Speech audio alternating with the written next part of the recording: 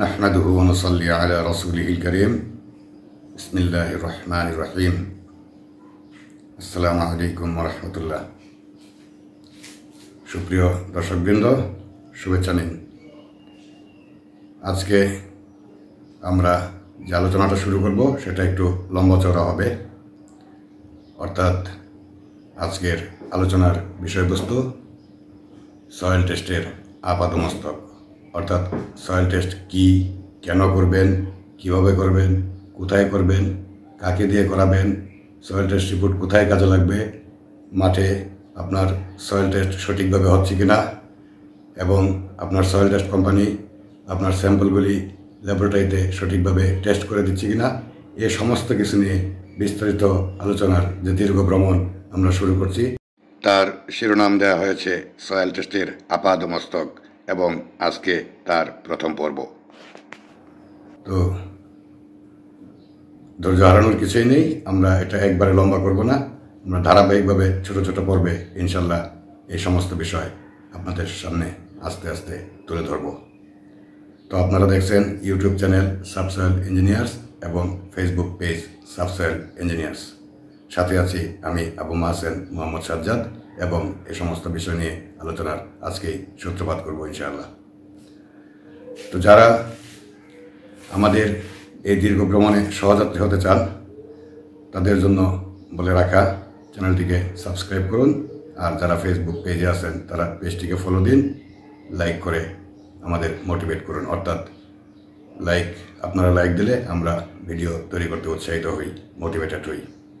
আর comments করে আপনাদের মতামত জানিয়ে দেন যেন পরবর্তী পর্বগুলিতে আপনাদের মতামতকে সমন্বিত করে ভিডিওগুলি আপনাদের সামনে উপস্থাপন করতে পারি। সুতরাং নিয়মিত লাইক কমেন্ট করে উৎসাহ ও পরামর্শ দিন। তো শুরুতেই একটু সাদামাটা আলোচনা করে নেওয়া যাক। ধরুন আপনার বিল্ডিংয়ের একটি কলামে লোড আসে 30 টন। সয়েল টেস্ট না করার কারণে অনুমানের উপর ভিত্তি করে এই কলামটির বেস ডিজাইন করা হলো 7 ফিট বাই 7 ফিট এবং সমস্ত সেফটি মেনটেন করে প্রকৃতপক্ষে বেসটির নিচের মাটির ভার বহন ক্ষমতা বা বেয়ারিং ক্যাপাসিটি হচ্ছে 1.25 TSF বা 1.25 টন পার স্কোয়ার ফিট। অর্থাৎ প্রতি স্কোয়ার ফিটে আপনার বেজের নিচের মাটি লোড ধারণ করতে পারে 1.25 টন, যা সয়েল টেস্ট না করার কারণে আপনি কিংবা আপনার ডিজাইন ইঞ্জিনিয়ারের কাছে সম্পূর্ণই অজানা রয়ে গেল। অর্থাৎ আপনারা জানতেও পারেননি যে মাটির নিচের বেজের নিচের মাটির বেয়ারিং ক্যাপাসিটি 1.25 TSF। এখানে মাটির ভার বহন ক্ষমতা বা বেয়ারিং ক্যাপাসিটি অনুযায়ী এই বেসটির লোড ধারণ ক্ষমতা হচ্ছে 7 × 7 × 1.25 সমান 61.25 টন, যা প্রয়োজন থেকে প্রায় 31 টন বেশি। অর্থাৎ মাটি আপনার অনুমানের চেয়ে অনেক বেশি শক্তিশালী। তাহলে ব্যাপারটা কি দাঁড়ালো? অযথাই এখানে ওভার ডিজাইন করা হলো, যা আপনার বিল্ডিংয়ের ফাউন্ডেশন খরচ অনেকটাই বাড়িয়ে দিচ্ছে, যার আসলেই কোনো প্রয়োজন নাই। অর্থাৎ অনুমানে ঢিল ছোড়ার কারণে অতিরিক্ত হিসাবে কতগুলো টাকা অকারণে মাটিতে ফেলে দিতে হচ্ছে। এবার আসুন একটু হিসাব করে বের করি সয়েল টেস্টের অবর্তমানে বেয়ারিং ক্যাপাসিটি না জানা থাকার কারণে ফাউন্ডেশনে আপনি কত টাকা অতিরিক্ত খরচ করলেন। 1.25 TSF হিসাবে আপনার ফুটিংয়ের সাইজ আসার কথা 30 ভাগ 1.25 বা 24 SFT, যা 5 × 5, যা 5 ফিট বাই 5 ফিট অর্থাৎ 25 SFT দিয়েই হয়ে যেতে পারত। সেখানে অতিরিক্ত এরিয়া চলে এসেছে 49 - 25 বা 24 SFT। ঢালাইয়ের থিকনেস বা পুরুত্ব যদি হয় 14 ইঞ্চি, তবে অতিরিক্ত ঢালাই লাগবে 24 × 14 ভাগ 12 সমান 28 CFT বা 28 ঘনফুট। আবার 5 ফুট বাই 5 ফুটের পরিবর্তে 7 ফুট বাই 7 ফুট ফুটিং হওয়ার কারণে যদি অতিরিক্ত 2 ইঞ্চি থিকনেস বেশি লেগে থাকে, তবে 5 ফুট বাই 5 ফুট এরিয়াতে আরও অতিরিক্ত ঢালাই লেগেছে 5 × 5 × 2 ভাগ 12 সমান 4.17 CFT। তাহলে মোট অতিরিক্ত ঢালাইয়ের পরিমাণ 28+4.17 সমান 32.17 CFT। আসলে ব্যাপারটা হচ্ছে এরকম, ফুটিংয়ের সাইজ যত বড় হবে, এখানে পাঞ্চিং শিয়ার বলে বা পাঞ্চিং মুভমেন্ট বলে একটা বিষয় আছে ইঞ্জিনিয়ারিং টার্মে, সেটার জন্য বেজের থিকনেসও বেড়ে যায়। তাই 5 ফিট বাই 5 ফিট বেজের যে থিকনেস আসার কথা ছিল 7 ফিট বাই 7 ফিট হওয়ার কারণে তা ধরলাম 2 ইঞ্চি বেশি লেগেছে। সেই 2 ইঞ্চির হিসাবেই আরও অতিরিক্ত ঢালাই লেগেছে 4.17 CFT, অর্থাৎ সর্বমোট বেশি ঢালাই লাগলো 32.17 CFT। এই 32.17 CFT ঢালাইয়ের টাকার মূল্যমান কত দাঁড়ালো? প্রতি CFT 550 টাকা করেও যদি ধরি, তাহলে একটি ফুটিংয়ে অতিরিক্ত খরচ হলো 32.17 গুণন 550 সমান 17,693 টাকা 50 পয়সা। আপনার বিল্ডিংয়ে যদি এরকম 16টি কলাম বা ফুটিং থেকে থাকে, তবে ফাউন্ডেশনে মোট অতিরিক্ত খরচ হচ্ছে 17,693.50 গুণন 16 সমান 2,83,096 টাকা। সুতরাং যারা সয়েল টেস্ট না করে 25-30 হাজার টাকা বাঁচিয়ে জিতেছেন বলে ভাবছেন, তারা জানতেও পারছেন না আসলে তারা কত টাকা জিতেছেন নাকি হেরেছেন। কেউ কেউ আবার আছেন এরকম বলে থাকেন যে আমার ছোট বিল্ডিং, সয়েল টেস্টে অযথা খরচ করার কি দরকার, অথবা পাশের কত বিল্ডিং তো সয়েল টেস্ট ছাড়াই করে ফেলছে, তাতে তো সমস্যা হয় নাই। এ জাতীয় কথাবার্তাও অনেকেই বলে থাকেন। তাদের জন্য বলে রাখি যে সয়েল টেস্ট রিপোর্ট না থাকলে ডিজাইন ইঞ্জিনিয়ার অনুমানের উপর ভিত্তি করে ভয়ে ভয়ে সবসময়ই ওভার ডিজাইন করেন, কেননা তার মাথায় শুধু বিল্ডিংয়ের নিরাপত্তার কথাই থাকে। কিভাবে যে ওভার ডিজাইনের কারণে কারি টাকা ফাউন্ডেশনে অতিরিক্ত খরচ হয়ে যাচ্ছে, সেটা জানার তো তার কাছে আর কোনো উপায় নাই। সেটা জানার উপায় এবং একমাত্র উপায় হচ্ছে সয়েল টেস্ট এবং সয়েল টেস্ট এবং সয়েল টেস্ট। আচ্ছা, এবার একটু উল্টাভাবে দেখা যাক। ধরা যাক সমস্ত সেফটি মেনটেন করে প্রকৃতপক্ষে বেসটির মাটির নিচের ভার বহন ক্ষমতা রয়েছে 0.5 TSF বা প্রতি স্কোয়ার ফিটে 0.5 টন বা প্রতি স্কোয়ার ফিটে 500 কেজি, যা সয়েল টেস্ট না করার কারণে আপনি এবং আপনার ইঞ্জিনিয়ার কেউই জানতে পারেননি।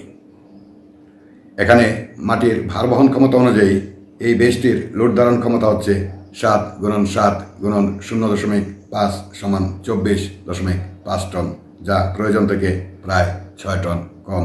অর্থাৎ মাটি আপনার অনুমানের থেকে অনেক কম শক্তিশালী, বা মাটির ভার বহন ক্ষমতা আপনার অনুমানের থেকে অনেক কম। তাহলে ব্যাপারটা কি দাঁড়ালো? আপনার বিল্ডিংটা সম্পূর্ণ অনিরাপদ হয়ে গেল, আর এই কারণে নির্দিষ্ট সময়ের আগেই বিল্ডিংটা ভেঙে যেতে পারে, বা মাটিতে দেবে যেতে পারে, বা কাত হয়ে যেতে পারে। এভাবে আপনার সারা জীবনের সঞ্চয় ঝুঁকির মধ্যে ফেলে দিলেন। অনেকে বলবেন, কই অনেক তো দেখছি, কিছুই তো হয় না, কত বিল্ডিংয়ে তো সয়েল টেস্ট ছাড়া হচ্ছে। তাদের জন্য বলা, একটা কংক্রিট স্ট্রাকচার সাধারণত 100 বছরের জন্য ডিজাইন করা হয়ে থাকে। আপনি বলেন তো, আপনার আশেপাশে 100 বছরের কয়টা বিল্ডিং আপনি দাঁড়িয়ে থাকতে দেখেছেন? আপনার সারা জীবনের সঞ্চয় দিয়ে আপনার বিল্ডিংটা দাঁড় করালেন, কিন্তু সামান্য কয় টাকার সয়েল টেস্ট না করার কারণে আন্ডার ডিজাইনের মাধ্যমে আপনার বিল্ডিংটা সম্পূর্ণ ঝুঁকিপূর্ণ হয়ে রইল। এটা কি কাম্য? আপনার জীবনটা হয়তো কোনো রকমে পার হয়ে গেল, কিন্তু আপনার সন্তানের জীবন পর্যন্ত একবার ভেবে দেখার পরামর্শ রইল। আপনার সন্তান যেন এই ব্যাপারে গালি না দেয় যে বাবা আমার জন্য এটা কি রেখে গেল।